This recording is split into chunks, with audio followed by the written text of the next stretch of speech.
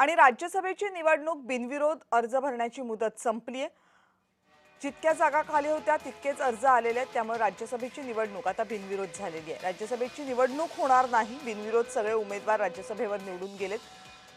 भाजपकडून 4, शिवसेनेकडून 1, मवियाकडून 1 आणि राष्ट्रवादी काँग्रेसकडून 1 असे 7 उमेदवार राज्यसभेवर गेलेत। यामध्ये मवियाकडून तीनही पक्षांच्या वतीनं काँग्रेस, शरदचंद्र पवार राष्ट्रवादी काँग्रेस आणि उद्धव ठाकरे यांची शिवसेना यांच्याकडून शरद पवार यांना उमेदवारी दिली गेली। शरद पवार हे बिनविरोध निवडून गेलेले आहेत। शिवसेनेकडून ज्योती वाघमारे यांची बिनविरोध निवड झालेली आहे। राष्ट्रवादी काँग्रेसकडून अजित पवार यांचे मोठे सुपुत्र पार्थ पवार यांची बिनविरोध निवड झालेली आहे। तर भाजपकडून 4 उमेदवार दिले गेले। यामध्ये विनोद तावडे यांचं नाव आहे, रामदास आठवले यांचं नाव आहे, माया इवनाते यांचं नाव आहे आणि चौथे जे उमेदवार आहेत ते राम वडकुते यांचीही बिनविरोध निवड झाली आहे।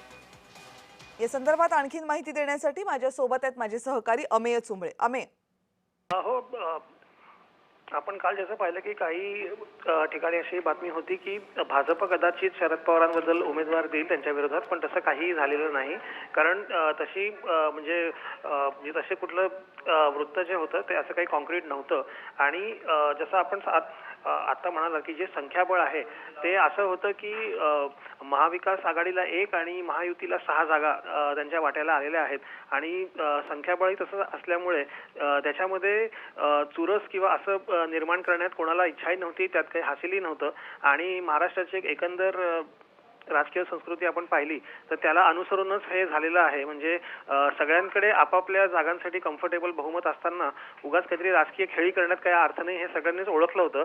त्याच्यामुळे आता आपण जसं म्हणाल तसं भाजपकडून 4, राष्ट्रवादीकडून 1 म्हणजे पार्थ पवार आणि शिवसेनेकडून म्हणजे शिंदेच्या सेनेकडून ज्योती वाघमारे आणि मवियाकडून 1च शरद पवार अशी ही निवडणूक जी आहे ती आता बिनविरोध झाल्यास जमा आहे। आणि त्याच्यामुळे पुढच्या 6 वर्षासाठी महाराष्ट्रातून जे 7 खासदार प्रतिनिधित्व करणार आहेत महाराष्ट्राचं ते आज नक्की झालेत। अमेय, धन्यवाद तुम्ही दिलेल्या सगळ्या सविस्तर माहितीबद्दल। तर महाविकास आघाडीकडून शरद पवार यांना उमेदवारी देण्यात आली। शरद पवार हे बिनविरोध राज्यसभेवर निवडून गेलेत। महाविकास आघाडीमध्ये 3 पक्ष आहेत, काँग्रेस, राष्ट्रवादी काँग्रेस, शरदचंद्र पवार आणि उद्धव ठाकरे यांची शिवसेना।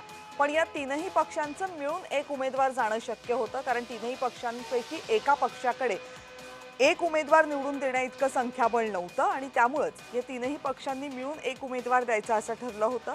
सुरुवातीपासूनच संजय राऊत यांनी शरद पवार यांना राज्यसभेवर जाण्याची इच्छा असल्याचं म्हटलं होतं। त्यानंतर सुप्रिया सुळे यांनी सुद्धा संजय राऊत यांच्या वक्तव्याला दुजोरा दिला होता आणि मग तिन्ही पक्षांनी मिळून शरद पवार यांचा राज्यसभेवर जाण्याचा मार्ग मोकळा केला।